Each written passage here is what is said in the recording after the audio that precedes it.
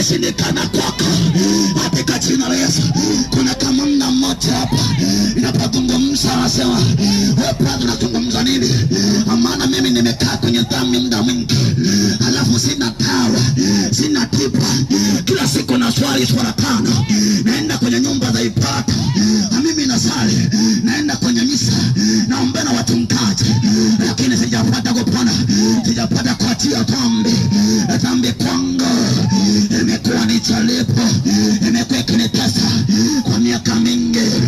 Nataka nikutangazie jioni ya leo, nimemleta Yesu Kristo mzima mzima, amari hapa ninaye Bwana Mungu aliye hai, Yesu anayeokoa, Yesu anayedhamini dhambi, yuko mahali hapa. Yupo mtu mmoja anasema ya kwamba mimi ni mchawi, mimi nika hapa, nimeteswa na hapa kwa miaka mingi. Na mbona mtu mmoja anasema nimefuga mashetani nane.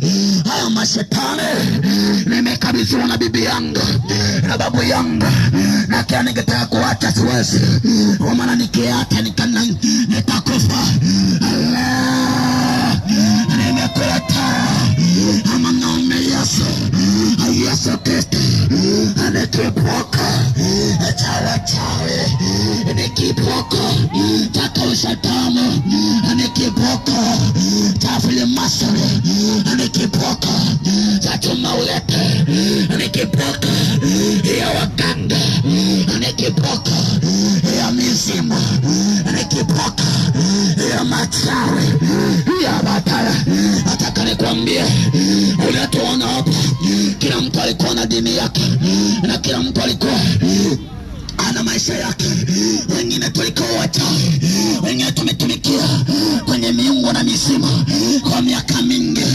Tumedaliwa kwenye nyumba za ushirikina, nyumba za uchawi, nyumba za uganga. Niko hapa tena ninakutangazia ya kwamba ukimwamini Yesu uko juu ya vyote. Ukimwamini Yesu umeshinda vyote. Ukichagua Yesu umechagua fungo jema. Yaka sikia maana tamu. Biblia inasema ya kwamba mkumbuke Muumba wako kabla ya siku mbaya hazijaja. Niko hapa tena kukuambia ya kwamba dhambi ni mbaya, dhambi inaharibu maisha yako. Kuna mtu yuko hapa anafanya biashara, anapotoka